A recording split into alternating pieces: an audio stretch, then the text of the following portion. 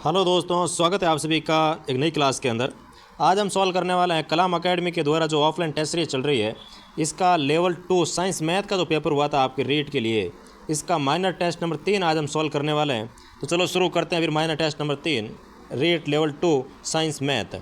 और इससे पहले हमने लेवल 2 एसएसटी के पेपर सॉल्व करवा दिए हैं और रीट लेवल 1 के भी पेपर जैसे minor test number 1, minor test number 2 और माइनर टेस्ट नंबर 3 सॉल्व करवा दिया है।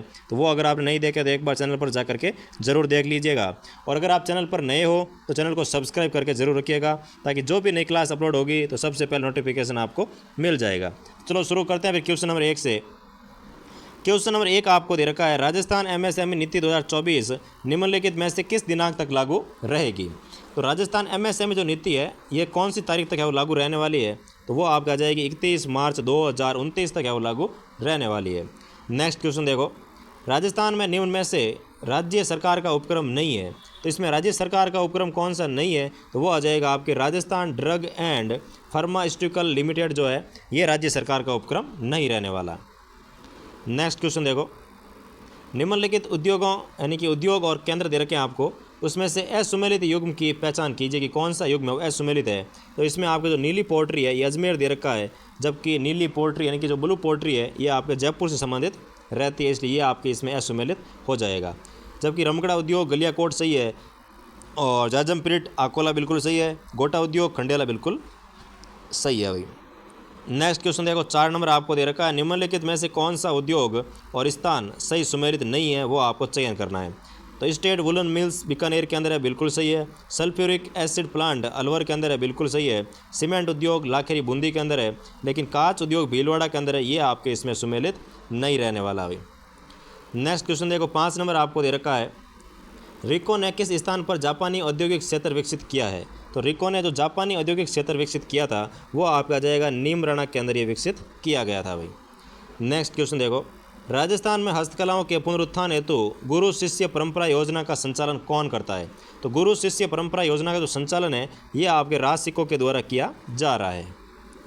नेक्स्ट क्वेश्चन देखो, 7 नंबर आपको दे रखा है, निम्नलिखित उद्योगों तथा उनकी अवस्थिति में से कौन सा एक सुमेलित नहीं है। यानी कि उद्योग और उसकी स्थिति दे रखी है जो कि कहाँ पर स्थित है और इसमें कौन सा है वो सुमेलित नहीं है, उसका आपको चयन करना है।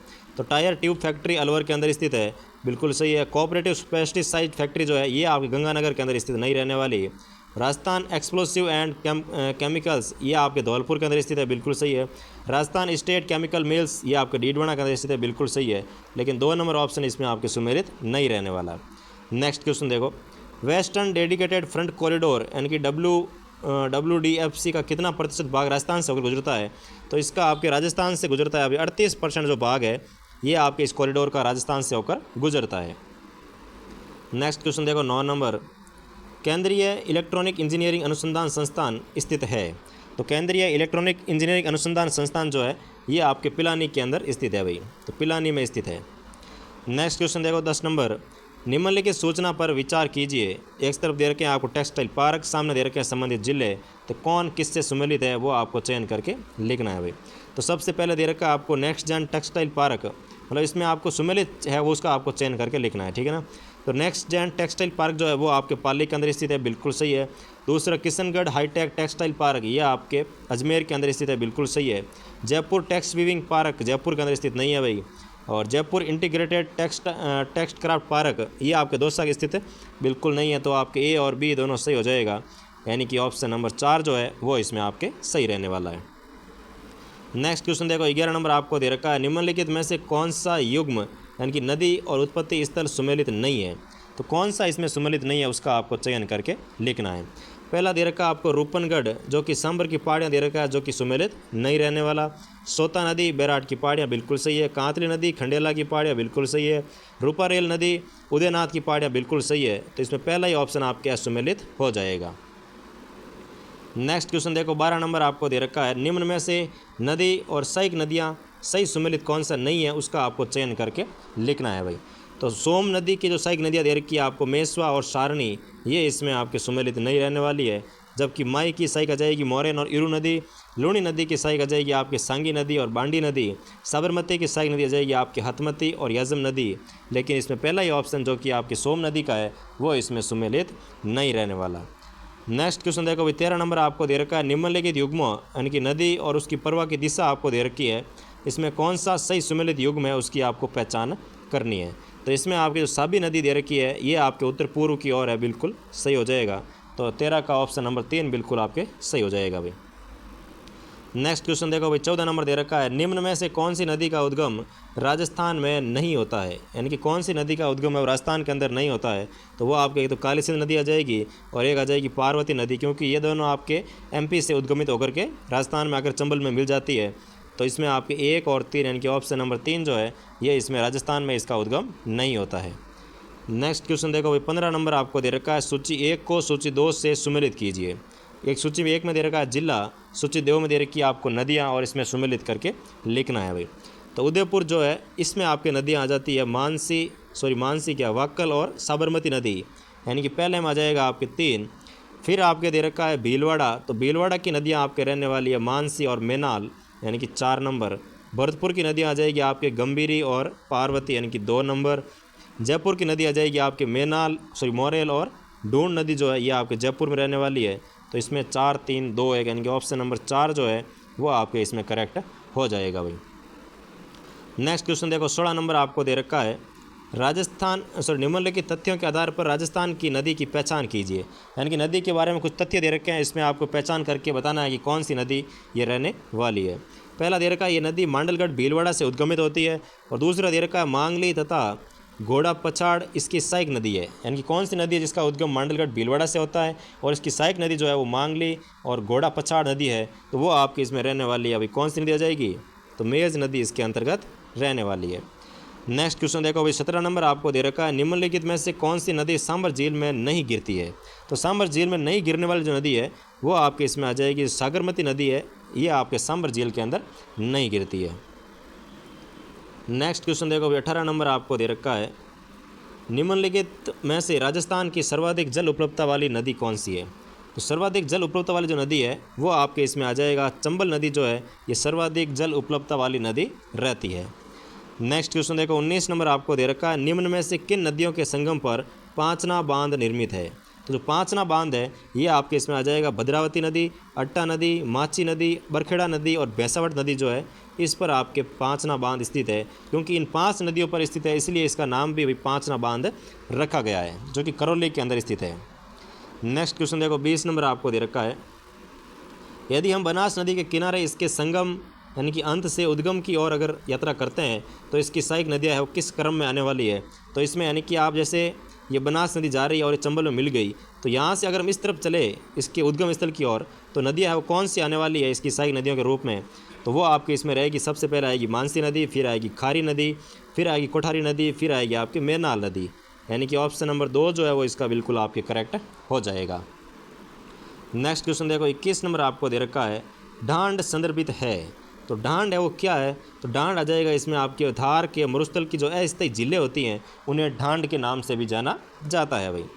नेक्स्ट क्वेश्चन देखो 22 नंबर आपको दे रखा है, निम्नलिखित में से कौन सा युग मीठे पानी की झीलों को दर्शाता है। तो मीठे पानी की जो झीलें हैं वो आपके आ जाएगी कायलाना झील और बालसमंद झील जो है ये आपके दोनों झीलें मीठे पानी की रहने वाली है, जो कि दोनों आपके जोधपुर में स्थित है, और कायलाना झील को जोधपुर की जीवन रेखा भी कहा जाता है भाई। नेक्स्ट क्वेश्चन देखो 23 नंबर आपको दे रखा है, संशोधित पार्वती काली सिंध चंबल लिंक परियोजना के तहत प्रस्तावित बैराजों की संख्या है। तो बैराजों की संख्या इसमें आपके 6 रहने वाली है भाई, 6 बैराजों की संख्या प्रस्तावित की गई है। नेक्स्ट क्वेश्चन देखो 24 नंबर आपको दे रखा है, निम्नलिखित में से बांध और संबंधित नदी में से असुमेलित युग्म कौन सा है। तो इसमें आपके असुमेलित युग्म पूछा गया है। तो नवनेरा बैराज काली सिंध नदी पर बिल्कुल सही है, रामगढ़ बैराज कोल नदी पर है बिल्कुल सही है, मैलपुर बैराज पार्वती नदी पर है बिल्कुल सही है, लेकिन कुन्नू नदी पर कुन्नू बैराज पर आपके मेज नदी दे रखी है जो कि आपके असुमेलित रहने वाला है भाई। नेक्स्ट क्वेश्चन देखो 25 नंबर आपको दे रखा है, निम्नलिखित में से चित्तौड़गढ़ जिले में स्थित बांध नहीं है। तो चित्तौड़गढ़ में कौन सा बांध है वो स्थित नहीं है, तो वो आ जाएगा आपके कानोटा बांध जो है ये चित्तौड़ में स्थित नहीं है, जबकि भोपाल सागर, गोसुंडा बांध, औरई बांध ये तीनों आपके चित्तौड़ में स्थित रहते हैं भाई। नेक्स्ट क्वेश्चन देखो 26 नंबर आपको दे रखा है, निम्नलिखित में से कौन सा पिचियाक बांध के नाम से भी जाना जाता है। तो जो जसवंत सागर बांध है इसे पिचियाक बांध के नाम से भी जाना जाता है भाई। नेक्स्ट क्वेश्चन देखो 27 नंबर आपको दे रखा है, निम्नलिखित कथनों पर विचार कीजिए। कुछ कथन दे रखे हैं, इस पर आपको विचार करना है और बताना है कि कौन सा कथन सत्य है और कौन सा कथन असत्य। पहला दे रखा है आपको कि माई बजाज सागर बांध नरनिया बांसवाड़ा में स्थित है, तो ये पहला ही आपके हो गया गलत, क्योंकि माई बजाज सागर बांध नरनिया बांसवाड़ा के अंदर स्थित नहीं रहता है। भीमलत जो जलप्रपात है बूंदी के अंदर स्थित है और मांगली नदी द्वारा निर्मित होता है, बिल्कुल सही है भाई। जो भीमलत जलप्रपात है ये आपके बूंदी में स्थित है और मांगली नदी के ऊपर स्थित है। सही परियोजना जमई बांध को अतिरिक्त जल उपलब्ध करवाती है, बिल्कुल सही है भाई। सही परियोजना उदयपुर की है और ये जमई बांध के लिए अतिरिक्त जल की उपलब्धता भी करवाती है। तो बी और सी इसमें आपके सही हो जाएगा, यानी कि ऑप्शन नंबर 3 जो है ये इसमें आपके सही रहने वाला है। नेक्स्ट क्वेश्चन देखो भाई, 28 नंबर आपको दे रखा है, चंबल परियोजना के कौन से चरण में जवार सागर बांध निर्मित किया गया है। तो कौन से चरण के अंदर आपके चंबल परियोजना पर जवार सागर बांध निर्मित किया गया है, तो वह आ जाएगा आपके तृतीय चरण के अंतर्गत इससे निर्माण किया गया है। नेक्स्ट क्वेश्चन देखो भाई, 29 नंबर आपको दे रखा है, सूची 1 को सूची 2 से सुमेलित कीजिए। तो सूची 1 का सूची 2 के साथ सुमेलित करके आपको लिखना है। सूची 1 में दे रखे हैं बांध, सूची 2 में दे रखा है संबंधित जिला। तो सबसे पहले आपको दे रखा है मोरेल बांध। तो मोरेल बांध कौन से जिले में स्थित है, तो वो आ जाएगा आपके सवाई माधोपुर के अंदर। फिर दे रखा है चिक्कलवास बांध। तो चिक्कलवास बांध आ जाएगा आपके उदयपुर के अंदर स्थित, यानी कि पहले में 1 दूसरे में 4। फिर दे रखा है आपको इंगोनिया बांध, तो वो आ जाएगा आपके जयपुर के अंदर स्थित इंगोनिया बांध स्थित है। और चौथा आ जाएगा कोट बांध, तो कोट आ जाएगा आपके झुंझुनू के अंदर, यानी कि 3। तो 1 4 2 3, यानी कि ऑप्शन नंबर 2 जो है ये इसमें बिल्कुल आपके करेक्ट हो जाएगा। नेक्स्ट क्वेश्चन देखो भाई, 23 नंबर आपको दे रखा है, निम्नलिखित में राजस्थान की झीलों का पूर्व से पश्चिम दिशा में सही क्रम कौन सा है। यानी कि पूर्व से पश्चिम की दिशा में जो झीलों का क्रम दे रखा है उसको आपको बताना है। तो इसमें आपके सबसे पहले आ जाएगी भाई इसमें सिलीसैट झील, फिर आएगी फौजसागर झील, फिर आएगी कायलाना झील जोधपुर, फिर आएगी गड़ीसर झील जैसलमेर, यानी कि ऑप्शन नंबर 4 जो है वो इसमें आपके बिल्कुल सही हो जाएगा। नेक्स्ट क्वेश्चन देखो, 31 नंबर दे रखा है आपको, निम्न में से कौन सा युग्म है वो सही सुमेलित है। कौन सा युग्म सही सुमेलित है, तो वो आ जाएगा आपके बूंदी जिले के अंदर आपके भीमताल और जैत सागर जो जिले है वो स्थित है, बिल्कुल सही है। तो इसमें आपके पहला ही ऑप्शन है वो बिल्कुल सुमेलित हो जाएगा भाई। नेक्स्ट क्वेश्चन देखो भाई, 32 नंबर आपको दे रखा है, जयपुर अजमेर दौसा और टोंक जिले किस कृषि जलवायु प्रदेश में सम्मिलित है। यानी कि जयपुर है, अजमेर है, दौसा और टोंक जिले जो है वो किस जलवायु प्रदेश में सम्मिलित रहते हैं, तो वो आ जाएगा आपके 3rd ए के अंदर, यानी कि अर्ध शुष्क पूर्वी मैदानी प्रदेश के अंतर्गत ये सम्मिलित रहते हैं भाई। तो तीसरा ए जो जलवायु भाग आता है इसमें आपके जयपुर अजमेर दौसा और टोंक जिले सम्मिलित रहते हैं। नेक्स्ट क्वेश्चन देखो भाई, 33 नंबर आपको दे रखा है, भू उपयोग सांख्यिकी रिपोर्ट सांख्यिकी 2023-24 के आधार पर राज्य की रिपोर्ट की गई भूमि का कितना अंश है वो बुआई क्षेत्र के लिए उपयोग किया जाता है। यानी कि जो शुद्ध बुआई का क्षेत्र है वो आपके सांख्यिकी रिपोर्ट 2023-24 के अनुसार कितना % आता है, तो वो इसमें आ जाएगा आपके 53.10% जो है ये शुद्ध बोया गया क्षेत्र रहता है 2023-24 के अंतर्गत। नेक्स्ट क्वेश्चन देखो भाई, 34 नंबर आपको दे रखा है, निम्नलिखित फसल और प्रमुख किस्म में कौन सा असुमेलित है। तो असुमेलित में आपके देखो गेहूं की फसल जो किस्में है ये आ जाएगी गंगा सुनहरी और सोनालिका जो है ये आपके गेहूं की किस्में रहने वाली है, बिल्कुल सही है। बाजरा की दे रखी है ज्योति और राजकिरण जो कि सुमेलित नहीं है। चावल की दे रखी है माई सुगंधा और बासमती, तो बिल्कुल सही है। सरसों की दे रखी है पुस्सा बोल्ड और पीताम्बरी जो है ये आपके सरसों की किस्में रहती है, तो इसमें आपके ऑप्शन नंबर 2 जो है वो सुमेलित नहीं रहने वाला, यानी कि असुमेलित हो जाएगा भाई। नेक्स्ट क्वेश्चन देगा भाई, 35 नंबर आपको दे रखा है, राजस्थान कृषि उत्पादन वर्ष 2023-24 की तुलना में 2024-25 में निम्न में से कौन सी फसलों के उत्पादन में कमी दर्ज की गई। तो कौन सी फसलों के उत्पादन में कमी दर्ज हुई है, तो वो आपका आ जाएगी तिलहन के अंदर कमी हुई है और कपास के अंदर है वो कमी दर्ज की गई है, क्योंकि इनके अभी भाव मिलते नहीं है और मेहनत बहुत ज़्यादा पड़ती है, इसलिए इनकी उत्पादन में वो कमी दर्ज की गई है। तो इसमें आपके ऑप्शन नंबर 4 है वो बिल्कुल सही हो जाएगा। नेक्स्ट क्वेश्चन देखो, 36 नंबर आपको दे रखा है, राजस्थान में भील जनजाति द्वारा पहाड़ी व ढलान पर की जाने वाली कृषि कहलाती है। यानी कि भीलों के द्वारा जो पहाड़ों पर और ढलान में कृषि की जाती है उसे चिमाता के नाम से भी जाना जाता है। तो ऑप्शन नंबर 1 इसका बिल्कुल आपके करेक्ट हो जाएगा भाई। नेक्स्ट क्वेश्चन देखो, 37 नंबर क्वेश्चन दे रखा है, निम्न में से कौन सा युग्म है वो सही नहीं है। कौन सा युग्म है वो सही नहीं है, तो वो आपके इसमें आ जाएगा मूंगफली के अंदर भारत में राजस्थान का तीसरा स्थान है जो कि आपके सुमेलित नहीं है, जबकि सोयाबीन के अंदर तृतीय स्थान, रेपसीड और सरसों के अंदर प्रथम स्थान और बाजरा के अंदर भी प्रथम स्थान। तो आपके मूंगफली वाला जो है ये इसमें आपके सुमेलित नहीं रहने वाला। नेक्स्ट क्वेश्चन देखो 38 नंबर आपको दे रखा है, निम्नलिखित उद्यानिकी फसल और संबंधित स्थल में से असुमेलित युग्म है। यानी कि एक उत्कृष्टता केंद्र दे रखे हैं और सामने आपको जिला दे रखे हैं, तो कौन सा इसमें सुमेलित नहीं है वो आपको बताना है भाई। पहला दे रखा है फसल सब्जी फसल उत्कृष्टता केंद्र, जो कि आपके बूंदी में स्थित है, बिल्कुल सही है। खजूर उत्कृष्टता केंद्र नाता कोटा में स्थित है, ये आपको हो जाएगा गलत। और आम उत्कृष्टता केंद्र खेमरी धौलपुर में स्थित है, बिल्कुल सही है। अनार उत्कृष्टता केंद्र बस्सी जयपुर में, बिल्कुल सही है। लेकिन खजूर वाला जो है ये आपके इसमें गलत हो जाएगा भाई। नेक्स्ट क्वेश्चन देखो 39 नंबर आपको दे रखा है, राजस्थान आर्थिक समीक्षा 2024-25 के आधार पर देश के कुल सरसों उत्पादन में राज्य का अंश है। तो सरसों उत्पादन में राजस्थान का वो कितना परसेंट हिस्सा रहता है, तो वो आ जाएगा आपके 38.98%, जो 38 किया 46.13% जो भाग है वो आपके इसमें आ जाएगा सरसों उत्पादन में राज्य का हिस्सा। यानी कि 46% हिस्सा जो है सरसों में वो केवल और केवल राजस्थान का रहता है भाई। नेक्स्ट क्वेश्चन देखो 40 नंबर दे रखा है आपको, निम्नलिखित में से कौन सी राजस्थान में परंपरागत जल संरक्षण तकनीक नहीं है। तो इसमें आपके जादरा जो है ये परंपरागत तकनीक रहती है, टोबा भी रहती है, नाडी भी रहती है, लेकिन जो पेंडा है ये आपके इसमें परंपरागत जल संरक्षण की तकनीक नहीं रहती है। नेक्स्ट क्वेश्चन देखो 41 नंबर आपको दे रखा है, बेहतर जल प्रबंधन के लिए राजस्थान में राज्य जल संसाधन सूचना प्रणाली डैशबोर्ड किस माह में प्रारंभ किया गया। तो राज्य जल संसाधन सूचना प्रणाली डैशबोर्ड है वो किस माह में प्रारंभ किया गया, तो वो इसमें आपके आ जाएगा भाई मार्च 2024 के अंदर इसे प्रारंभ किया गया। यानी कि ऑप्शन नंबर 2 इसका बिल्कुल करेक्ट हो जाएगा। नेक्स्ट क्वेश्चन देखो 42 नंबर आपको दे रखा है, भूजल आकलन रिपोर्ट 2023 में 2022 की तुलना में किस श्रेणी के ब्लॉक की संख्या में कमी दर्ज की गई। तो इसमें आपका आ जाएगा अति दोहित जो ब्लॉक है इसमें वो जल में कमी दर्ज की गई है। नेक्स्ट क्वेश्चन देखो 43 नंबर आपको दे रखा है, रंग सागर दूध तलई व अमरकुंड आदि स्थित है। तो रंग सागर है, दूध तलई है और अमरकुंड जो है ये आपके कहाँ पर स्थित है, उदयपुर के अंदर स्थित रहते हैं भाई, दूध तलई, रंग सागर और अमरकुंड। नेक्स्ट क्वेश्चन देखो 44 नंबर आपको दे रखा है, राष्ट्रीय झील संरक्षण कार्यक्रम के अंतर्गत राजस्थान की कौन सी झील है वो शामिल है। तो इसमें आपके राजस्थान की पुष्कर झील जो है वो इसमें शामिल रहती है अभी राष्ट्रीय झील संरक्षण कार्यक्रम। और ये संरक्षण कार्यक्रम किस देश के सहयोग से चलाया जा रहा है वो आपको कमेंट करके बताना है भाई, ठीक है ना। तो कमेंट करके ज़रूर बताइएगा कि कौन से देश के सहयोग से राष्ट्रीय झील संरक्षण कार्यक्रम है वो संचालित किया जा रहा है। नेक्स्ट क्वेश्चन देखो 45 नंबर दे रखा आपको, तुर्जी का झादरा तथा धाबाई कुंड कर्मे से स्थित है। तो तुर्जी का झादरा आपके जोधपुर में स्थित है और धाबाई जो कुंड है वो आपके बूंदी के अंदर स्थित है। यानी कि ऑप्शन नंबर 1 इसमें बिल्कुल आपके करेक्ट हो जाएगा भाई। तो तुर्जी का झादरा जोधपुर और धाबाई कुंड जो है वो आपके आ जाएगा बूंदी में स्थित रहने वाला है।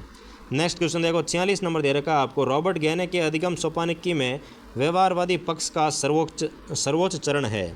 तो व्यवहारवादी पक्ष का जो सर्वोच्च चरण रहता है वो आ जाएगी आपके शब्द शास्त्रीय जो है ये इसमें आपके अधिगम सोपानिकी में व्यवहारवादी पक्ष का सर्वोच्च चरण रहने वाला है। कौन सा आ जाएगा, तो शब्द शास्त्रीय इसमें रहने वाला है भाई।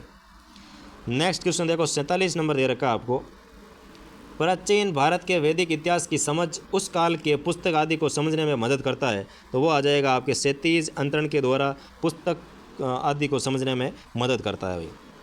नेक्स्ट क्वेश्चन देखो 48 नंबर आपको दे रखा है, वह पक्ष जो अधिगम की प्रक्रिया को निम्नतम रूप से प्रभावित करती है। यानी कि कौन सा पक्ष है जो सबसे कम प्रभावित करता है, तो वो आ जाएगा आपकी लिंग जो है ये इसमें सबसे कम प्रभावित करता है, जबकि रुचि बहुत ज़्यादा प्रभावित करती है, स्वास्थ्य भी प्रभावित करता है और भाषा भी प्रभावित करती है, लेकिन लिंग का इसमें बहुत ही निम्नतम रूप से प्रभावित होता है।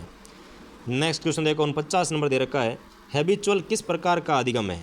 हैबिचुअल यानी कि हैबिटेशन मतलब होता है भी आदतन होता है कुछ चीज़, तो वो किस प्रकार का अधिगम होता है, तो वो आ जाएगा इनमें से आपके कोई भी नहीं रहने वाला, न शास्त्रीय है, न सक्रिय है, न अवलोकनात्मक है, इसमें से कोई नहीं। नेक्स्ट क्वेश्चन देखो 50 नंबर दे रखा है आपको, अधिगम को प्रभावित करने वाला व्यक्तिगत कारक है। तो व्यक्तिगत कारक यानी कि जैसे कोई लड़का है उसका अगर व्यक्तिगत कारक कौन सा हो सकता है जिससे वो प्रभावित होगा, तो उसकी अगर रुचि है तो वो पढ़ पाएगा, रुचि नहीं है तो वो नहीं पढ़ पाएगा। यानी कि व्यक्तिगत रूप से जो रुचि है वो उसके अधिगम को प्रभावित कर सकती है। तो ऑप्शन नंबर 3 इसका बिल्कुल करेक्ट हो जाएगा भाई। नेक्स्ट क्वेश्चन देखो 51 नंबर आपको दे रखा है, नेक्स्ट क्वेश्चन दे रखा है 51 नंबर आपको, सत्य कथन को छांटिए। यानी कि सत्य कथन कौन सा उसका आपको चयन करके लिखना है। तो इसमें आपके आ जाएगा अधिगम निष्पादन से अलग अनुमानित प्रक्रिया है, बिल्कुल सही है। अधिगम का मापन निष्पादन से होता है, ये भी बिल्कुल सही है। तो इसमें आप 1 और 2 दोनों इसमें सही रहने वाले हैं। नेक्स्ट क्वेश्चन देखो 52 नंबर दे रखा है आपको, सत्य कथन को छांटिए। तो अधिगम अपमार्जन योग्य होता है, बिल्कुल सही है। जो अधिगम है वो अपमार्जन के योग्य होता है। अधिगम में मानसिक क्रियाएं होती है, बिल्कुल सही है। अधिगम व्यक्तिगत व सामाजिक होता है, बिल्कुल सही है। तो इसमें आपके उपरोक्त सभी है वो सही रहने वाले हैं भाई। नेक्स्ट क्वेश्चन देखो 53 नंबर आपको दे रखा है, थॉर्नडाइक के स्टैंड अप प्रयोग का संबंध है। थॉर्नडाइक का जो स्टैंड अप प्रयोग है इसका संबंध किससे रहता है, तो वो आ जाएगा आपके शास्त्रीय अनुबंधन से संबंधित रहने वाला है। नेक्स्ट क्वेश्चन दे रखा है आपको, माँ यदि बच्चे से कहे कि पहले कमरे की सफाई करो फिर दोस्तों के साथ, यहाँ दोस्त होगा भाई, ठीक है ना, दोस्तों के साथ खेलने के लिए जाना है, तो ये क्या है, तो ये आपके आ जाएगी प्री मैक। यानी कि आप अगर खेलना चाहते हो तो इससे पहले आपको कमरे की सफाई करनी पड़ेगी, तो ये हो जाएगा आपके प्री मैक। नेक्स्ट क्वेश्चन देखो, SOR सूत्र के प्रतिपादक है। तो SOR जो सूत्र है इसके प्रतिपादक कौन रहने वाले हैं, तो वो आ जाएगा आपके वुडवर्थ।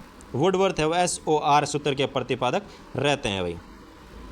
नेक्स्ट क्वेश्चन देखो 56 नंबर आपको दे रखा है, अभ्यस्तता में होता है। तो अभ्यस्तता जो है इसमें क्या रहता है, तो वो आ जाएगा आपके प्रतिवर्त जो है वो कमज़ोर होता है भाई। अभ्यस्तता में होता है तो प्रतिवर्त कमज़ोर होता है। नेक्स्ट क्वेश्चन देखो 57 नंबर दे रखा है, एक व्यक्ति अपने दोस्तों से कहता है कि मैं तृतीय श्रेणी अध्यापक परीक्षा की अच्छे से तैयारी कर रहा हूँ और टॉपिक समान होने के कारण मेरा पटवार परीक्षा का पेपर अच्छा होगा। तो ये आपके किसके तहत रहने वाली है, तो वो आ जाएगा साचर्य परिवर्तन का नियम। यानी कि दोनों में अगर टॉपिक सेम है इसलिए वो साचर्य यानी कि साथ साथ में दोनों की तैयारी चल रही है, तो वो आपका जाएगा साचर्य परिवर्तन का नियम। नेक्स्ट क्वेश्चन देखो 58 नंबर आपको दे रखा है, टोलमैन से संबंधित असत्य है। तो टोलमैन से संबंधित असत्य क्या है भाई, तो वो आपके इसमें रहने वाला है अनुक्रिया का जो महत्व है ये इसमें असत्य हो जाएगा।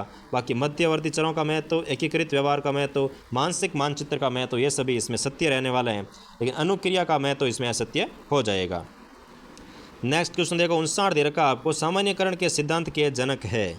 तो सामान्यकरण के सिद्धांत के जनक कौन है, तो वो आ जाएगा आपके जड जो है ये आपके सामान्यकरण के सिद्धांत के जनक रहते हैं भाई।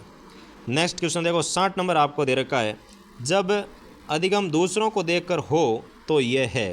यानी कि जब अधिगम जो है वो दूसरों को देखकर होता है तो वो आपके इसमें आ जाएगा मॉडलिंग रहने वाला। यानी कि ऑप्शन नंबर 2 जो है वो इसमें बिल्कुल सही हो जाएगा कि जब अधिगम दूसरों को देखकर हो तो ये आपके मॉडलिंग कहा जाता है। नेक्स्ट क्वेश्चन देखो भाई 61 नंबर आपको दे रखा है, निम्नलिखित में से कौन सा शास्त्रीय अनुबंधन का उदाहरण नहीं है। यानी कि शास्त्रीय अनुबंधन का उदाहरण है वो कौन सा नहीं है, तो वो इसमें आपके आ जाएगा। देखो बच्चा बार बार जलने के बाद आग से डरने लगता है, बिल्कुल सही है। अस्पताल की गंध पाते ही मरीज़ को घबराहट महसूस होती है, तो ये भी आपके शास्त्रीय अनुबंधन का उदाहरण रहता है। और घंटी बजते ही कुत्ता भोजन की आशा में लार टपकाता है, तो ये भी आपके शास्त्रीय अनुबंधन है। लेकिन बच्चा होमवर्क करने पर शिक्षक से टॉफी पाकर आगे भी होमवर्क करता है, तो ये इसमें आपके शास्त्रीय अनुबंधन नहीं होने वाला है। तो ऑप्शन नंबर 4 इसका सही हो जाएगा। नेक्स्ट क्वेश्चन देखो भाई 62 नंबर आपको दे रखा है, थॉर्नडाइक के तीनों नियमों, प्रभाव का नियम, अभ्यास का नियम, तत्परता का नियम को सही तरह से पहचानिए कि कौन सा इसमें आपके सही है, और इसके बाद आपको इसमें सही सुमेलित भी करना है। तो पहला आपको दे रखा है कि एक बच्चा साइकिल चलाना सीख रहा है और शुरू में गिरता है और चोट खाता है, पर रोज़ प्रैक्टिस करने से आखिरकार वो बैलेंस पकड़ लेता है। तो इसमें पहले दे रखा है प्रैक्टिस, तो ये आपका जाएगा अभ्यास का नियम। फिर दे रखा एक लड़की ने गलती से सही उत्तर दे दिया और उसे क्लास में वाहवाही मिली, अब वह और भी है वो ज़्यादा ध्यान से उत्तर दे रही है। तो इसमें यानी कि अब वो क्या कर रही है कि भाई और भी ज़्यादा ध्यान दे रही है, यानी कि प्रभाव उस पर ऊपर पड़ा है, तो इसमें आपके आ जाएगा प्रभाव का नियम। फिर दे रखा एक छात्र का मन खेलने में लगा, यानी कि वो पढ़ाई के प्रति तत्पर नहीं है, वह थका हुआ है और भूखा भी है, इसलिए टीचर का नया चैप्टर पढ़ाने पर भी उसके दिमाग में कुछ नहीं बैठ रहा है, तो इसमें आपका तत्परता का नियम रहने वाला है। तो पहले में अभ्यास का नियम, दूसरे में प्रभाव का नियम, तीसरे में तत्परता का नियम आ जाएगा। तो देखो कौन से में अभ्यास, प्रभाव और तत्परता दे रखा है, तो ऑप्शन नंबर 2 जो है वो इसमें आपके बिल्कुल करेक्ट हो जाएगा भाई। नेक्स्ट क्वेश्चन देखो भाई 63 नंबर आपको दे रखा है, गुथरी के अनुसार अधिगम में पुनर्बलन की भूमिका क्या है। यानी कि गथरी के अनुसार अधिगम में पुनर्बलन की जो भूमिका होती है वो क्या रहती है, तो इसमें आ जाएगा आपके कि जो पुनर्बलन है वो केवल प्रेरणा बढ़ाता है, अधिगम का कारण नहीं होता है, ठीक है ना। पुनर्बलन केवल और केवल आपको उसके प्रति प्रेरित कर सकता है, जबकि अधिगम का कारण है वो नहीं बन सकता। नेक्स्ट क्वेश्चन देखो भाई 64 नंबर आपको दे रखा है, कक्षा में बच्चों को नया शब्दावली सिखाया जा रहा है, कुछ बच्चे भूखे थे और ध्यान नहीं नहीं दे रहे थे। तो भूखे थे तो भाई ध्यान कैसे देंगे वो पढ़ाई के अंदर। तो शिक्षक ने पहले उनको हल्का नाश्ता कराया। जब बच्चे नए शब्द सीखने में अच्छा प्रदर्शन कर रहे हैं, कि अब बच्चे खाना खा लिया है, हल्का नाश्ता कर लिया है, तो अब बच्चे हैं वो अच्छे से प्रदर्शन कर रहे हैं। तो हूल के अनुसार इसका कारण क्या है, इनके हूल के अनुसार इसके पीछे क्या कारण रहता है, तो वो आपके इसमें आ जाएगा अंतर्नोद न्यूनता के कारण। ये इसमें आपके अंतर्नोद न्यूनता के कारण होता है। नेक्स्ट क्वेश्चन देखो भाई, 65 नंबर आपको दे रखा है। सुल्तान मानूस पर हुए प्रयोग का संबंध किस विचारधारा से, यानी कि जो आपके सुल्तान है मानूस, इस पर हुए प्रयोग का संबंध किस विचारधारा से है और उसके जनक कौन है। तो इसमें आपके जो विचारधारा रहती है इसके जनक कौन है, तो वो आ जाएगा आपके वर्दिमर इसके जनक रहते हैं, यानी कि ऑप्शन नंबर 4 इसका बिल्कुल करेक्ट हो जाएगा भाई। नेक्स्ट क्वेश्चन देखो भाई, 66 आपको दे रखा है।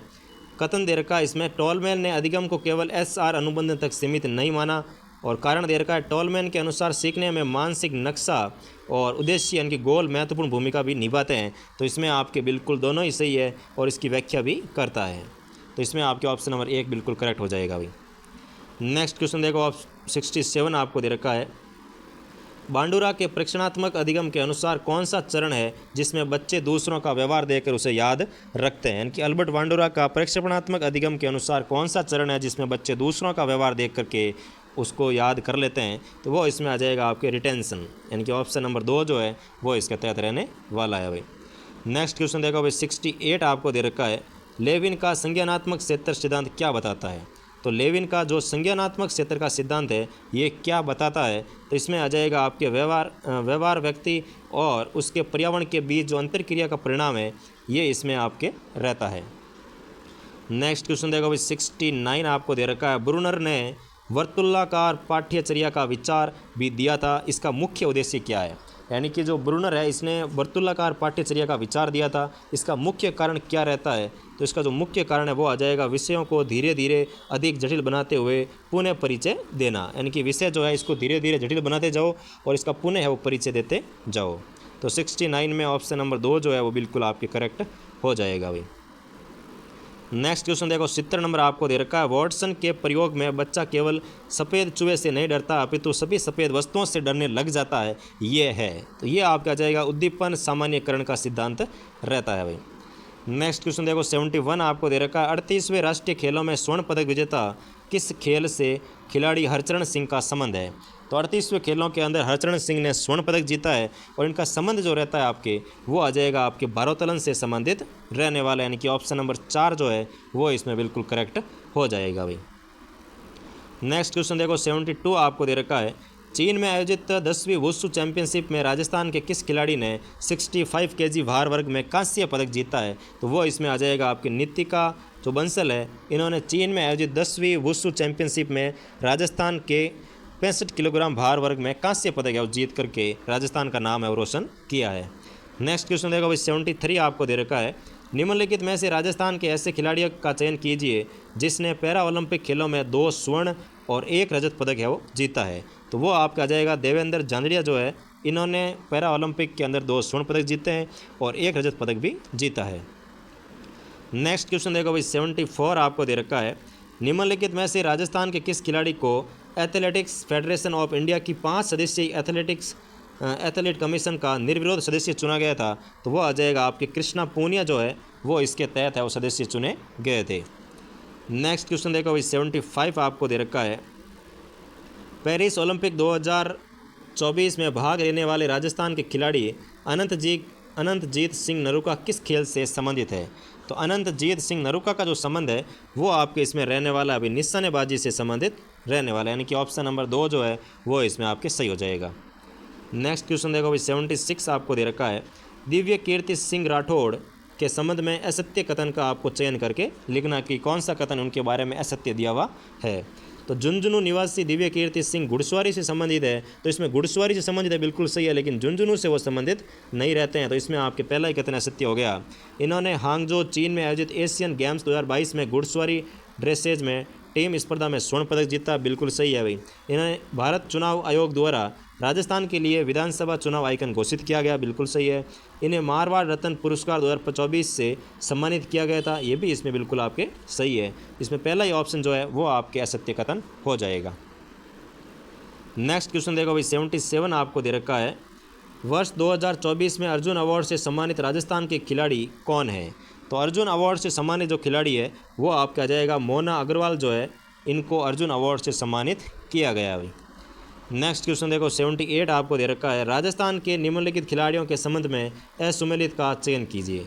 तो राजस्थान के खिलाड़ियों के बारे में कुछ आपको दे रखे हैं खिलाड़ी और उनके नाम, संबंधित खेल का नाम दे रखा है, इसमें कौन सा असुमेलित है उसका आपको चयन करके लिखना है भाई।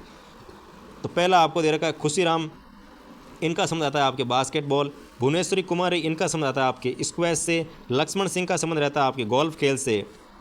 लेकिन जो बजरंग लाल ताकर है, इनका संबंध आपके घुड़सवारी से नहीं रहने वाला भाई। तो ऑप्शन नंबर 4 जो है वो आपके असुमेलित हो जाएगा। नेक्स्ट क्वेश्चन देखो भाई 79 आपको दे रखा है, प्रथम महाराणा प्रताप पुरस्कार 1982-83 में निम्न में से किस खिलाड़ी को प्रदान नहीं किया गया। तो कौन से खिलाड़ी को प्रदान नहीं किया गया, तो वो आ जाएगा आपके रामदेव शर्मा जो है, इनको ये अवार्ड है वो नहीं दिया गया था। नेक्स्ट क्वेश्चन देखो भाई 80 नंबर क्वेश्चन आपको दे रखा है, निम्न में से राजस्थानी में लोक व्यवहार के आधार पर अहमनी नाम से आख्यान काव्य किसने लिखा। यानी कि जैसे ये आपके अहमनी नाम से जो आख्यान काव्य लिखे गए थे, ये आपके डहल जी के द्वारा लिखे जाते थे भाई। तो इसमें आपका आ जाएगा डहल जी। नेक्स्ट क्वेश्चन देखो 81 आपको दे रखा है, निम्नलिखित में से कौन सी एक रचना मध्यकालीन चारण साहित्य की नहीं है। तो मध्यकालीन चारण साहित्य की रचना कौन सी नहीं है, तो वो आ जाएगा आपके इसमें गुण विजय जो बिया है, ये आपके मध्यकालीन चारण साहित्य की रचना नहीं रहती है भाई। नेक्स्ट क्वेश्चन देखो 82 नंबर आपको दे रखा है, निम्नलिखित में से लेखक रचना कौन सा युग्म सही सुमेलित नहीं है। तो कौन सा युग्म है वो सुमेलित नहीं है, उसका आपको चयन करना है। तो कर्णिदान की रचना जो जस रत्नाकर दे रखी है, यही आपके है वो सुमेलित नहीं रहने वाली। जबकि गार्डन गोपीनाथ की रचना आपके ग्रंथ राज है। बारट आशा जी की रचना आती है बागजीरा दुआ। हमीरदान रत्नों की रचना रहती है आपके देसल जीरी वचनिका। तो आपके पहला ही ऑप्शन इसमें सुमेलित नहीं रहने वाला। नेक्स्ट क्वेश्चन देखो भाई 83 आपको दे रखा है, निम्न में से लोक साहित्य में किसकी गिनती है वो नहीं होती है। तो एकांकी की जो गिनती है वो आपके अभी लोक साहित्य के अंतर्गत नहीं की जाती है। नेक्स्ट क्वेश्चन देखो 84 आपको दे रखा है, निम्नलिखित में से किस मध्यकालीन रचना को दुर्सा आडा ने 5वां वेद और 19वें पुराण की संज्ञा भी दी है। तो वो आपका जाएगा पृथ्वीराज राठौड़ की जो वेली किस्म रुक्मणी की ख्याल है, इसको दुर्सा आडा ने 5वां वेद का है और 19वें पुराण की संज्ञा भी दी गई है। नेक्स्ट क्वेश्चन देखो भाई 85 आपको दे रखा है, बर्तन बैंक योजना के संबंध में निम्नलिखित कथनों पर विचार कीजिए। तो बर्तन बैंक के बारे में कुछ कथन दे रखे हैं, उस पर आपको विचार करना है कि कौन सा कथन सत्य है और कौन सा कथन असत्य है। तो पहला दे रखा है, इस योजना के अंतर्गत प्रदेश का पहला जो बर्तन बैंक है वो आपके खैराबाद कोटा में खोला जाएगा, बिल्कुल सही है। प्रत्येक चिन्हित पंचायत पर कम से कम 400 बर्तन सेट आने चाहिए, इसमें 600 दे रखे हैं, तो ये आपके इसमें गलत हो जाएगा। तो 600 बर्तन सेट रखे जाएंगे, ये कथन आपके असत्य हो जाएगा।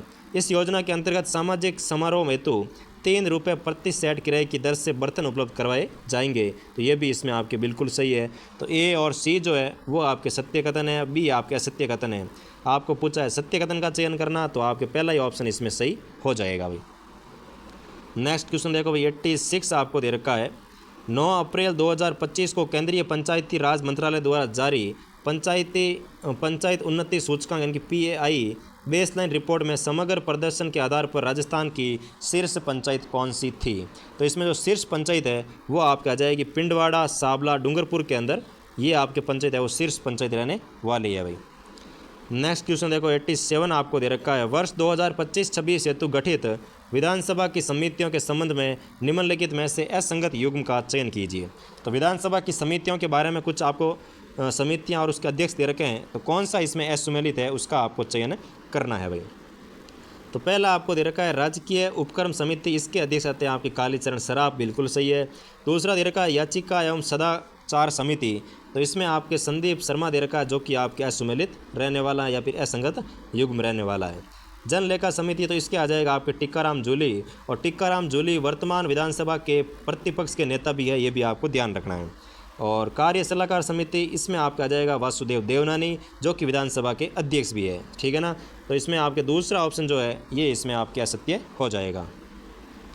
नेक्स्ट क्वेश्चन देखो भाई 88 आपको दे रखा है, 17 अप्रैल को केंद्रीय नवीकरणीय ऊर्जा मंत्री प्रहलाद जोशी ने डैश डैश डैश में रीन्यू पावर के 1.3 गीगावाट क्षमता के सौर ऊर्जा संयंत्र का उद्घाटन किया गया। तो ये आपके कहाँ पर उद्घाटन किया गया, तो वो आ जाएगा पोखरण जैसलमेर के अंदर इसका उद्घाटन किया गया था। तो उद्घाटन कब किया गया, ऐसा भी क्वेश्चन बन सकता है कि कब किया उद्घाटन, तो 17 अप्रैल को किया गया। किसने किया था, तो प्रहलाद जोशी ने किया था। कितने क्षमता है इसकी, तो 1.3 गीगावाट इसकी क्षमता रहने वाली है। और ये भी क्वेश्चन बन सकता है कि केंद्रीय नवीकरणीय ऊर्जा मंत्री कौन है, तो वो आपका रह जाएगा प्रहलाद जोशी रहने वाला है। नेक्स्ट क्वेश्चन देखो भाई 89 आपको दे रखा है। लोक सेवा दिवस यानी कि 2025 जो है समारोह के अवसर पर किसे व्यक्तिगत श्रेणी में ऑपरेशन परवाज व महिला बीट सिस्टम संचालित करने हेतु मुख्यमंत्री उत्कृष्टता पुरस्कार 2025 से वो प्रदान किया गया, तो वह इसमें आ जाएगा आपके अनिल कुमार बेनीवाल जो है उनको यह पुरस्कार दिया गया था भाई। नेक्स्ट क्वेश्चन देखो भाई 90 नंबर आपको दे रखा है। अंडर 20 राष्ट्रीय कुश्ती चैंपियनशिप के संबंध में निम्नलिखित कथनों पर विचार कीजिए। तो अंडर 20 राष्ट्रीय कुश्ती चैंपियनशिप के संबंध में कुछ कथन दे रखे हैं, इसमें आपको सत्य कथन का चयन करके लिखना है भाई। तो पहला कथन दे रखा है 20 से लेकर 22 अप्रैल तक इस चैंपियनशिप का आयोजन जयपुर में किया जाएगा। पहला ही कथन है सत्य हो गया। इस प्रतियोगिता के जूनियर वर्ग फ्री स्टाइल कुश्ती में 61 किलोग्राम भार वर्ग में युद्धवीर सिंह बराड़ ने स्वर्ण पदक जीता है, तो ये भी इसमें आपके असत्य हो गया। तो इसमें न तो पहला सत्य है, न आपके बे असत्य है, न आपके असत्य है, यानी कि दोनों ही इसमें आपके असत्य हो जाएगा भाई। नेक्स्ट क्वेश्चन देखो भाई 91 आपको दे रखा है। अब आपकी आती है मैथ शुरू होती है। तो इसमें मैं आपके जो राइट आंसर है वो लगा रहा हूँ, क्योंकि इसको अगर सॉल्व करवाएंगे तो बहुत ज़्यादा टाइम लगने वाला है। और अभी क्योंकि आप सभी साइंस मैथ से है तो रीट वाली साइंस तो आप आराम से कर ही लोगे भाई, ठीक है ना। तो पहला ही क्वेश्चन आपको दे रखा है 91, और आपको इसमें प्रत्येक क्वेश्चन है वो वीडियो को पॉज करके पहले इसको सॉल्व करने की कोशिश करनी है। और जो आपका आंसर आ रहा है फिर मैं जो आंसर बता रहा हूँ उसको आपको मेल करके बताना है कि हाँ भाई मेरा जो मैंने आंसर निकाला वो बिल्कुल सही है। यानी कि आपको इसमें प्रत्येक क्वेश्चन है वो रफ कॉपी के अंदर अभ्यास भी करते हुए चलना है, ठीक है ना। तो 91 क्वेश्चन आपको दे रखा है। यदि x बराबर के स्क्वायर तथा y बराबर के समीकरण x माइनस 5y प्लस 6 बराबर 0 का एक हल हो तो k का मान होगा। तो इसमें आपके जो k का मान आने वाला है वो इसमें आ जाएगा 2 और 3, इसमें k का मान रहने वाला है भाई। नेक्स्ट क्वेश्चन देखो 92 आपको दे रखा है। यदि बिंदु ए दे रखा 3,5 और बी दे रखा 1,4 एक रेखा ax प्लस बी वाई बराबर 7 के आलेख पर स्थित हो तो a तथा b का मान ज्ञात करो। तो इसमें आपके जो a और b का जो मान आएगा वो आ जाएगा a का मान माइनस का 1 और b का मान आ जाएगा 2, यानी कि ऑप्शन नंबर 1 इसका बिल्कुल आपके करेक्ट हो जाएगा भाई। नेक्स्ट क्वेश्चन देखो 93 आपको दे रखा है। x बराबर 2 और y बराबर -1 निम्न में से किस रैखिक समीकरण का हल है। तो इसमें आपका आ जाएगा x प्लस 2y बराबर 0 जो रैखिक समीकरण दे रखा है इसमें आपके x का मान 2 होगा और y का मान -1 होगा। नेक्स्ट क्वेश्चन देखो भाई 94 आपको दे रखा है। यदि समीकरण 4x प्लस 3y बराबर 12 का आलेख निर्देशांक अक्षों को a तथा b पर काटती हो तो समकोण त्रिभुज ए और बी के कर्ण की लंबाई है। तो इसमें जो कर्ण की लंबाई आएगी वो आपके इसमें 5 इकाई रहने वाली है भाई। नेक्स्ट क्वेश्चन देखो 95 आपको दे रखा है। समीकरण निकाय L1x m1y प्लस n1 बराबर 0 और L2x plus m2y plus n2 बराबर 0 में यदि L1 बटा L2 बराबर m1 बटा m2 is not equal to n1 बटा n2 हो तो समीकरणों द्वारा प्रदर्शित रेखाएं होगी। तो इसमें जो समीकरण द्वारा रेखाएं प्रदर्शित होगी वो रेखाएं आपके इसमें समांतर रहने वाली है भाई। यानी कि इसमें दो समान है और तीसरा अगर बराबर नहीं है तो इसमें आपको इस स्थिति में रेखाएं समांतर होती है, और अगर तीनों ही बराबर होती है तो इसमें आपकी रेखा है वो संपाती होती है, और अगर तीनों ही बराबर नहीं होती है तो इसमें आपकी जो रेखा है वो एक दूसरे को प्रतिच्छेदित करती हुई होती है। तो इसमें आपको तीनों ही शर्तें ध्यान होनी चाहिए। नेक्स्ट क्वेश्चन देखो 96 आपको दे रखा है। यदि रैखिक समीकरणों के युग्म, आपको दो रैखिक समीकरण युग्म दे रखे हैं 2x प्लस 3y बराबर 7 और 2ax plus a plus B Y बराबर 28 के अनंत हल विद्यमान है तो निम्न में से कौन सा सत्य है। अगर इसके अनंत हल है इसका मतलब दोनों एक दूसरे के संपाती होने वाले हैं, तो a1 बटा a2 बराबर b1 बटा b2 बराबर c1 बटा c2 होगा, यानी कि इनका अनुपात है वो बराबर होने वाला है। तो इस नियम से अगर आप करोगे तो आपको मिलेगा b बराबर 2a। नेक्स्ट क्वेश्चन देखो भाई 97 नंबर आपको दे रखा है। रैखिक समीकरण 2x प्लस 5y बराबर 19 के आलेख पर वह बिंदु निर्धारित कीजिए जिसकी कोटि अपने भुज की 1 सही 1/2 गुनी होगी। तो इसमें आपके जो बिंदु आएगा वो आ जाएगा 2,3 बिंदु रहने वाला है। नेक्स्ट क्वेश्चन देखो भाई 98 आपको दे रखा है।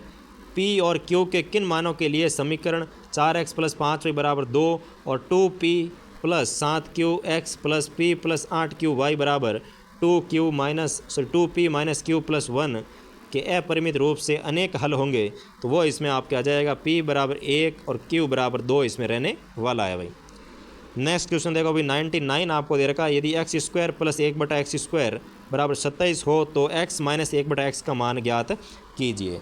यानी कि x square plus 1/x square बराबर 27 होता है, तो x माइनस 1/x का जो मान है वो क्या होने वाला है, तो वो इसमें आ जाएगा आपके प्लस का 5 रहने वाला है भाई। नेक्स्ट क्वेश्चन देखो 100 नंबर क्वेश्चन आपको दे रखा है, यदि x प्लस 1/x बराबर 11 हो तो x square plus 1/x square का मान है वो कितना होगा। तो इसमें अगर आप सॉल्व करोगे तो आपको मिलेगा 119 इसका मान आने वाला है भाई।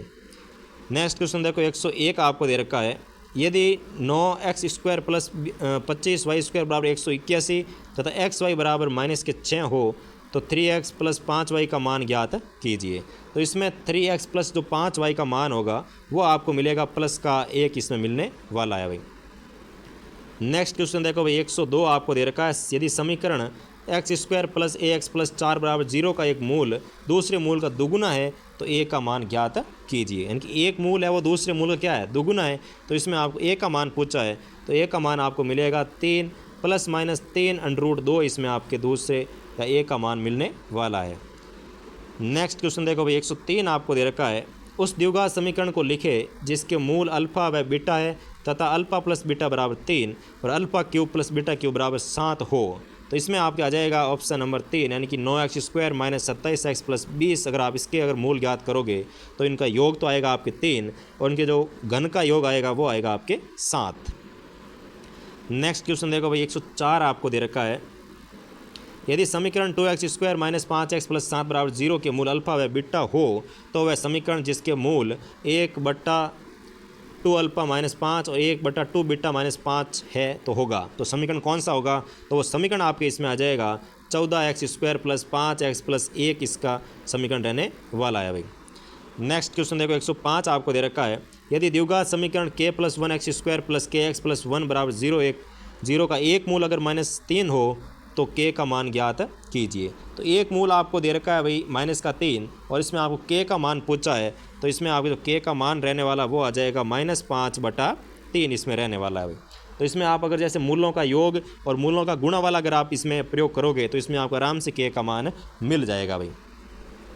नेक्स्ट क्वेश्चन देखो भाई 106 आपको दे रखा है, यदि बहुपद 2x square plus 5x plus k के शून्यक अल्फ़ा कॉमा बीटा इस प्रकार है कि alpha square plus beta square plus alpha beta बराबर 21/4 तो k का मान होगा। तो इसमें आपके जो k का मान आएगा वो आपको 2 मिलने वाला है।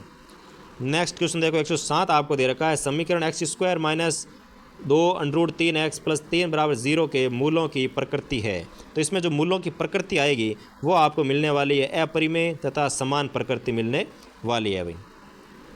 नेक्स्ट क्वेश्चन देखो 108 आपको दे रखा है, यदि समीकरण ax square plus bx plus c बराबर 0 के लिए मूलों का योग उनके वर्गों के योग के बराबर है तो, यानी कि अगर इसके जो मूल है उसके योग जो है वो उसके वर्गों के योग के बराबर हो तो इसमें आपके जो समीकरण यानी कि जो संबंध रहने वाला है वो आ जाएगा इसमें 2ac बराबर b कोष्टक में a प्लस b, ये आपके इसमें संबंध रहने वाला है भाई।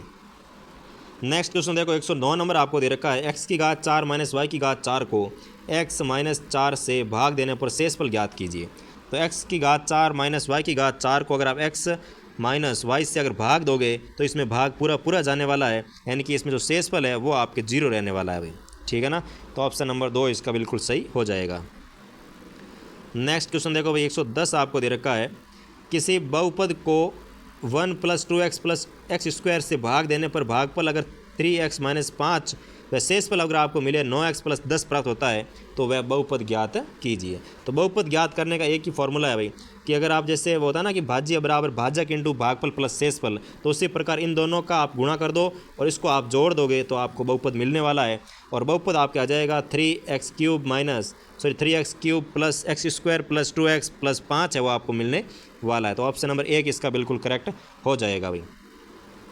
नेक्स्ट क्वेश्चन देखो भाई 111 आपको दे रखा है, 2x की घात 4 minus 3x cube minus 3x square plus 6x minus 2 के दो शून्यक √2 और -√2 है तो अन्य शून्यकों के मान ज्ञात कीजिए। तो अन्य शून्यकों के जो मान आपको मिलेंगे वो आ जाएगा 1,1/2 मिलने वाला है अभी। नेक्स्ट क्वेश्चन देखो 112 आपको दे रखा है, बहुपद x की घात 4 minus 6x³ minus 26x² plus 138x minus 35 के दो शून्यक, इसमें दो दे रखे हैं आपको, 2 प्लस माइनस √3 है, तो अन्य दो शून्य ज्ञात कीजिए। तो इसके अन्य दो शून्य जो है वो आपको मिलेंगे -5,7, इसमें अन्य दो शून्य मिलने वाले हैं भाई। नेक्स्ट क्वेश्चन देखो 113 आपको दे रखा है, द्विघात समीकरण 2x² minus 10x plus k बराबर 0 के मूल वास्तविक समान है, तो k का मान ज्ञात कीजिए। तो इसमें आपको जो k का मान मिलेगा वो आपको मिलने वाला है 25/2, इसमें आपको k का मान मिल जाएगा भाई। नेक्स्ट क्वेश्चन देखो 114 आपको दे रखा है, k के किस मान के लिए द्विघात समीकरण 2x² plus 1 minus kx plus 8 बराबर 0 के मूल वास्तविक व समान होंगे। तो वास्तविक व समान होंगे तो इसमें आपके जो k का मान होगा वो आपको मिल जाएगा -7,9, इसमें मिलने वाला है। नेक्स्ट क्वेश्चन देखो भाई 115 आपको दे रखा है, यदि अल्फा तथा बीटा व्यंजक 3x² माइनस 13x प्लस 14 बराबर 0 के शून्य है, तो अल्फा बटा बीटा प्लस बीटा बटा अल्फा का मान क्या होगा। तो इसमें अगर आप अल्फा बटा बीटा प्लस बीटा बटा अल्फा का अगर मान देखोगे तो वो आपको मिलेगा 85/42, इसका मान मिलने वाला है भाई। नेक्स्ट क्वेश्चन देखो 116 आपको दे रखा है, यदि x प्लस 1/x बराबर 3 है, तो x की घात 4 plus 5x³ plus 3x² plus 5x plus 1 बटा x की घात 4 प्लस 1 का मान है वो क्या रहने वाला है। तो इसमें आपके जो मान आएगा वो इसमें रहने वाला है 25/7, जो है वो इसका मान रहने वाला है भाई। नेक्स्ट क्वेश्चन देखो भाई 117 आपको दे रखा है, यदि an बराबर 1/n प्लस 1 है, तो a1 plus a3 a30 plus a5 का मान है वो ज्ञात कीजिए। यानी कि n के स्थान पर जिस प्रकार इसमें मान दे रखे हैं, a1 दे रखा तो 1 रख दो, 30 दे रखा 30 रख दो, 5 दे रखा तो 5 रख दो, तो इनका अगर आप योग करोगे तो आपको मिलेगा भाई 47/12, इसका मान मिलने वाला है। नेक्स्ट क्वेश्चन देखो 118 आपको दे रखा है, a,-1 रूप का बिंदु सदैव रेखा पर होता है, तो ये सदैव कैसी रेखा पर होगा, तो वह आपको मिलेगा x प्लस y बराबर 0 रेखा पर स्थित रहने वाला है। नेक्स्ट क्वेश्चन देखो 119 आपको दे रखा है, x बराबर 6 प्लस 2√6 हो, तो √x minus 1 plus 1/√x minus 1 का मान क्या होगा। तो इसमें इसका मान आपको मिलेगा 2√3, जो है ये इसमें मान मिलने वाला है भाई। नेक्स्ट क्वेश्चन देखो भाई 120 आपको दे रखा है, यदि 2x प्लस 1/2x बराबर 2 हो, तो √2 1 प्लस x की पावर 4 प्लस 1/x की पावर 5 का मान है वो क्या होगा। तो इसमें इसका मान आपको जो मिलेगा वो आ जाएगा आपके 8, इसका मान 8 मिलने वाला है भाई। नेक्स्ट क्वेश्चन देखो 121 आपको दे रखा है, भूपर्पट्टी में खनिजों के रूप में उपस्थित कार्बन की संख्या है। तो अब आपके शुरू होती है साइंस। तो साइंस का पहला क्वेश्चन दे रखा है, भूपर्पट्टी में खनिजों के रूप में उपस्थित जो कार्बन की मात्रा है वो कितने प्रतिशत रहती है। तो इसमें आपके कार्बन की जो मात्रा है वो आ जाएगी 0.02% रहने वाली है भाई। नेक्स्ट क्वेश्चन देखो 122 आपको दे रखा है, कार्बनिक यौगिकों में उपस्थित सहसंयोजी आबंधों के संदर्भ में निम्नलिखित कथनों में से कौन सा कथन है वो सही है। उसमें आपको सही कथन का है वो चयन करके नीचे कूट में से चयन करना है। पहला दे रखा है, सहसंयोजी आबंध वाले यौगिक के जो क्वथनांक और गलनांक है वो अत्यधिक उच्च होते हैं। तो ऐसा कुछ नहीं है भाई, ये हो जाएगा आपकी गलत है। दूसरा दे रखा है, ये आबंध दो परमाणुओं के बीच इलेक्ट्रॉन युग्म की साझेदारी से बनते हैं, बिल्कुल सही है। सहसंयोजी जो बंध है वो दो इलेक्ट्रॉनों के युग्म की साझेदारी से बनते हैं, बिल्कुल सही है भाई। तीसरा दे रखा है, सामान्यतः ऐसे सहसंयोजी यौगिक विद्युत के कुछ अलग होते हैं, तो ये भी बिल्कुल आपके सही रहते हैं। तो इसमें आपके 2 और 3 सही, यानी कि ऑप्शन नंबर 2 जो है ये इसमें आपके सही हो जाएगा। नेक्स्ट क्वेश्चन देखो 123 आपको दे रखा है, अमोनिया यानी कि NH3 के एक अणु में होता है। तो एक अणु में क्या होता है, तो वो आ जाएगा आपके केवल एकल बंध पाया जाता है। नेक्स्ट क्वेश्चन देखो 124 आपको दे रखा है, मैथेन के संदर्भ में निम्नलिखित कथनों पर विचार कीजिए और सही कथन का चयन करके आपको नीचे दिए गए कथनों में से चयन करना है। तो मैथेन के बारे में देखो क्या दे रखा है, पहला दे रखा है आपको कि इसमें ये बायोगैस का एक प्रमुख घटक है, बिल्कुल सही है। अभी बायोगैस का जो प्रमुख घटक है वो आपके मैथेन गैस रहती है, जिसका फॉर्मूला आता है CH4। दूसरा दे रखा है ये कार्बन के सर्वाधिक सरल यौगिकों में से एक है, बिल्कुल सही है। सबसे सरल यौगिक है तो वो मेथेन आता है, उसके बाद एथेन आता है, उसके बाद प्रोपेन, ब्यूटेन, इस प्रकार चलता है। तीसरा दे रखा है मेथेन का जो सूत्र है वो आपको CH4 है, बिल्कुल सही। अभी पहले बताया आपको कि CH4 जो है वो आपके मेथेन का फॉर्मूला रहता है अभी। तो इसमें आपके जो है उपरोक्त तीनों ही कथन सत्य होने वाले हैं, तो ऑप्शन नंबर 4 इसका बिल्कुल आपके करेक्ट हो जाएगा भाई। नेक्स्ट क्वेश्चन देखो 125 आपको दे रखा है, निम्नलिखित कथनों में से कौन सा कथन है वो सही नहीं है। तो कौन सा कथन सही नहीं है उसका आपको चयन करके लिखना है भाई। तो इसमें आपको देखो दे रखा है कि फ्लोरीन की संरचना जियोडेसिक गुंबद के समान होती है। तो इसमें बिल्कुल सही है भाई, आपके जो फ्लोरीन की संरचना होती है वो जियोडेसिक गुंबद के समान होती है। ग्रेफाइट विद्युत का कुचालक होता है, ये गलत है भाई, कुचालक नहीं होता है, ये ग्रेफाइट है वो विद्युत का सुचालक होता है, ध्यान रखना इस चीज़ का। हीरा अब तक का ज्ञात सबसे कठोर पदार्थ है, जबकि ग्रेफाइट चिकना व फिसलशील होता है, बिल्कुल सही है। हीरा जो है वो अब तक का सबसे कठोर पदार्थ है और ग्रेफाइट जो है वो चिकना व फिसलनशील होता है, बिल्कुल सही है। तो इसमें आपको पूछा है कि सही नहीं है, तो ऑप्शन नंबर 3 हो जाएगा कि केवल 2 जो है वो सत्य नहीं है। नेक्स्ट क्वेश्चन देखो भाई 126 आपको दे रखा है, पेंटेन का अणुसूत्र C5H12 है, इसमें कितने सहसंयोजी बंध होते हैं। तो इसमें आपको मिलेंगे 16 सहसंयोजी बंध मिलने वाले हैं भाई। पेंटेन यानी कि C5H12 के अंदर 16 सहसंयोजक बंध मिलने वाले हैं। नेक्स्ट क्वेश्चन देखो भाई 127 आपको दे रखा है, निम्नलिखित में से कौन एक ही समजातीय श्रेणी से संबंधित नहीं है। यानी कि कौन है जो एक ही समजातीय श्रेणी से संबंधित नहीं है, तो वो आ जाएगा आपके C4 और H8 जो है ये आपके समजातीय श्रेणी से संबंधित नहीं रहता है, तो ऑप्शन नंबर 4 इसका बिल्कुल सही हो जाएगा। नेक्स्ट दे रखा आपको, ब्यूटेनॉन चतुर्थ कार्बन यौगिक है जिसका प्रकार्यात्मक समूह है। यानी कि जो ब्यूटेनॉन होता है वो एक चतुर्थ कार्बन यौगिक है, यानी कि 4 कार्बन पाए जाते हैं, तो इसका जो प्रकार्यात्मक समूह होता है वो कौन सा है, तो वो इसमें आ जाएगा जो कीटोन है, ये इसका आपके प्रकार्यात्मक समूह रहने वाला है भाई। नेक्स्ट क्वेश्चन देखो भाई आपको 129 दे रखा है, कथन दे रखा है और इसमें कारण दे रखा है, आपको बताना है कि कौन सा सत्य है कौन सा असत्य है, कौन इसकी व्याख्या करता है, ठीक है ना। तो पहला आपको इसमें कथन दे रखा है कि अंगीठी में जलने वाला कोयला या चारकोल कभी कभी लाल रंग के समान उज्ज्वल होता है तथा बिना ज्वाला के उष्मा देता है। और दूसरा दे रखा कारण कि केवल गैसीय पदार्थों के जलने पर ही ज्वाला उत्पन्न होती है। तो इसमें आपके दोनों ही सही रहने वाले हैं, यानी कि कथन व कारण दोनों सही है तथा कारण कथन की सही स्पष्टीकरण भी करता है, क्योंकि बिना ज्वाला से उष्मा देता है, लेकिन केवल जो गैसीय पदार्थ है वो जलते तब उष्मा ज्वाला उत्पन्न होती है, लेकिन ये आपके है वो बिना ज्वाला के जलता है। तो इसमें आपके दोनों ही कथन है वो बिल्कुल सही हो जाएगा भाई।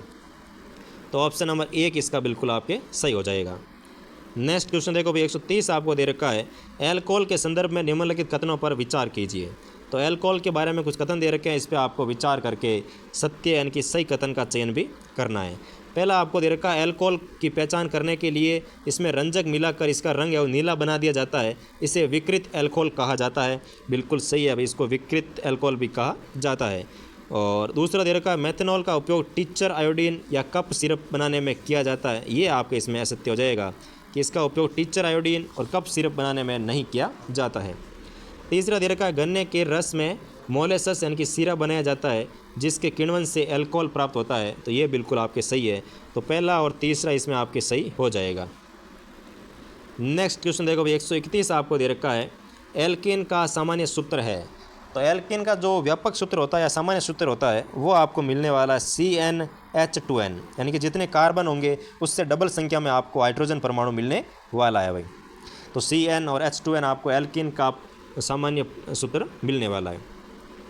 नेक्स्ट क्वेश्चन देखो भाई 132 आपको दे रखा है, हाइड्रोकार्बन के जलने पर निर्मित होता है। तो हाइड्रोकार्बन अगर जलेगा तो इसमें आपको कार्बन डाइऑक्साइड और पानी है वो इसमें निकलने वाला है। नेक्स्ट क्वेश्चन देखो भाई 133 आपको दे रखा है, निम्नलिखित में से असंतृप्त कार्बनिक यौगिक की पहचान कीजिए। यानी कि जो असंतृप्त कार्बनिक यौगिक है उसकी आपको पहचान करके इसमें लिखना है। तो वो इसमें आपके एक तो प्रोपीन आ जाएगा और एक इसमें आपके जो प्रोपाइन है, ये दोनों ही आपके असंतृप्त कार्बन यौगिक रहते हैं। तो इसमें आपके ऑप्शन नंबर 4 जो है बिल्कुल सही हो जाएगा। नेक्स्ट क्वेश्चन देखो भाई 134 आपको दे रखा है, फ्लोरीन में कार्बन की संकरित अवस्था है। तो फ्लोरीन के अंदर जो कार्बन की संकरित अवस्था होती है वो आपको sp2 मिलने वाला है भाई। sp2 जो संकरित अवस्था है ये आपके फ्लोरीन की रहती है, sp2। नेक्स्ट क्वेश्चन देखो भाई 135 आपको दे रखा है, आग बुझाने वाले कर्मचारियों के परिधान पर एक परत चढ़ी होती है जो उन्हें अग्निरोधक बनाती है। यह परत निम्नलिखित में से किसकी बनी होती है? तो ये जो परत है जो अग्निरोधी होती है ये आपके मेलामाइन की बनी होती है भाई, ये ध्यान रखना। जो अग्निशामक होते हैं वो लोगों की जान बचाने के लिए उनको जब आग के अंदर भी जाना पड़ता है तो वो बिना सोचे समझे चले जाते हैं।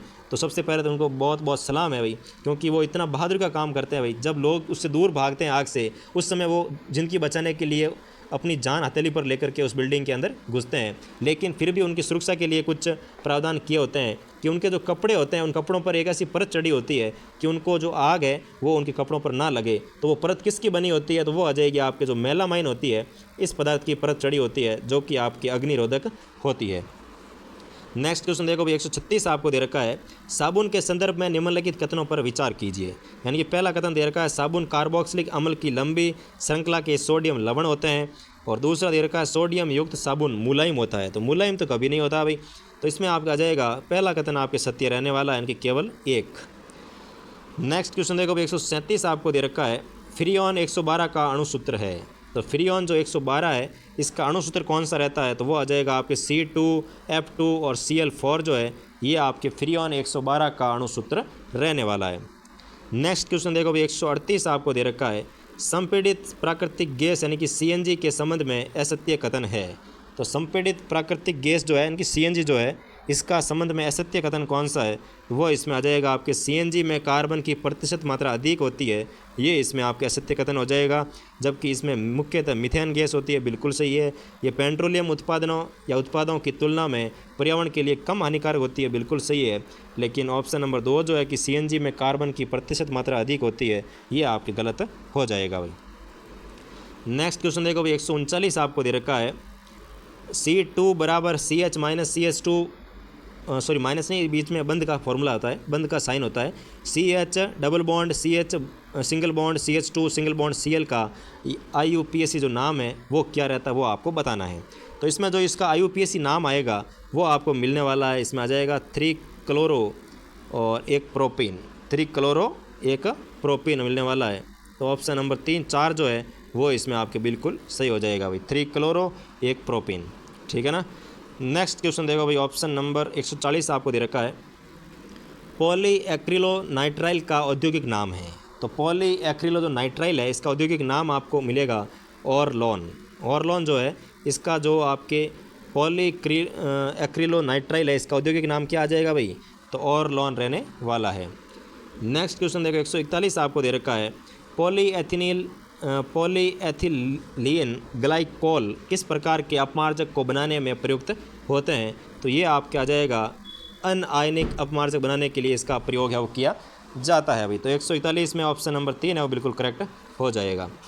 नेक्स्ट क्वेश्चन देखो 142 आपको दे रखा है, साबुन में ग्लिसरॉल मिलाया जाता है ये कार्य करता है। तो ग्लिसरॉल जो है ये मिलाया जाता है ये क्या कार्य करता है?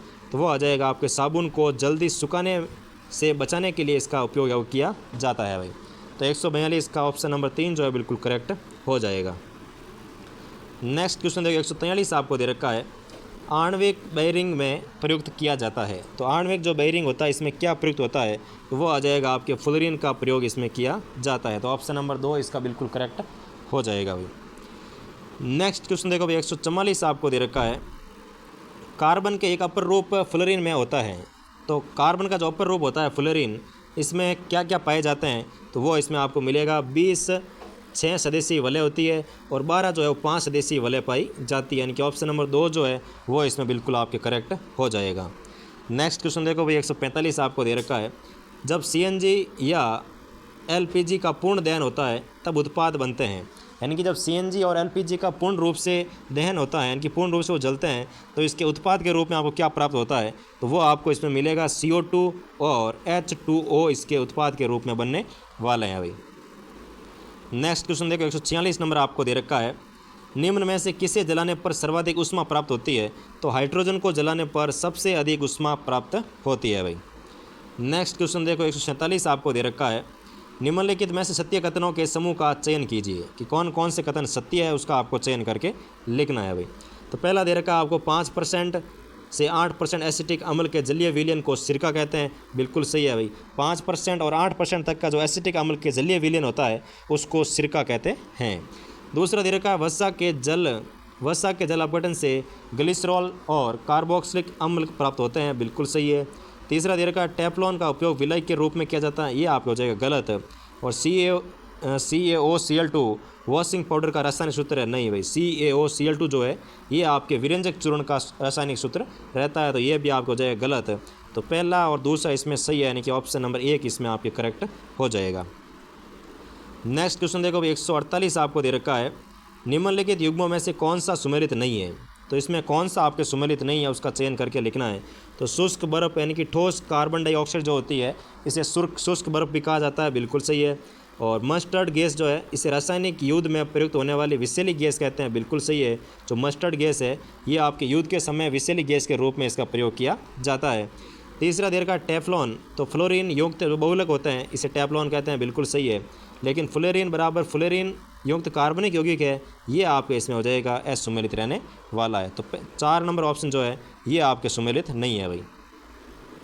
नेक्स्ट क्वेश्चन देखो, 149 आपको दे रखा है, निम्नलिखित में से असुमेलित है, तो कौन सा इसमें असुमेलित है उसका आपको चयन करना है भाई। तो इसमें आ जाएगा आपके फिनॉल प्लस एसिटाल्डिहाइड जो है इसमें आपको बेंकेलाइट दे रखा है जो कि आपके असुमेलित रहने वाला है। तो 4 नंबर ऑप्शन इसका असुमेलित हो जाएगा। जबकि बुलेट प्रूफ पदार्थ बनाने में प्रयुक्त बहुलक इसे पॉलीएमाइड कहते हैं, बिल्कुल सही है। प्राकृतिक रबड़ का बहुलक इसे आइसोप्रीन कहते हैं, बिल्कुल सही है। बहुलक जो विशेषतः बर्तनों पर न चिपकने वाली सतह के रूप में प्रयुक्त होते हैं तो इनको कहते हैं आपके टेफ्लॉन, बिल्कुल सही है। तो इसमें आपके ऑप्शन नंबर 4 जो है वो इसमें असत्य हो जाएगा। तो आज का लास्ट क्वेश्चन और 150 नंबर क्वेश्चन देखो, निम्नलिखित में से किसको वुड स्पिरिट भी कहा जाता है, यानी कि जो वुड स्पिरिट है वो किसको कहा जाता है, तो वो आ जाएगी आपके मेथिल एल्कोहल जो है इसको वुड स्पिरिट के नाम से भी जाना जाता है। तो ये था भाई आपके साइंस मैथ रीट लेवल 2 का माइनर टेस्ट नंबर 3 का सॉल्यूशन। कैसी लगी क्लास, आपको अच्छी लगी हो तो उस क्लास को लाइक करना है, अच्छा सा कमेंट करना है, और अगर आप चैनल पर नए हो तो चैनल को सब्सक्राइब करके रखना है ताकि आगे आने वाली क्लास का सबसे पहले नोटिफिकेशन आपको मिल सके। ठीक है, फिर मिलते हैं नेक्स्ट क्लास के अंदर एक नए सॉल्यूशन के साथ। Thank you so much.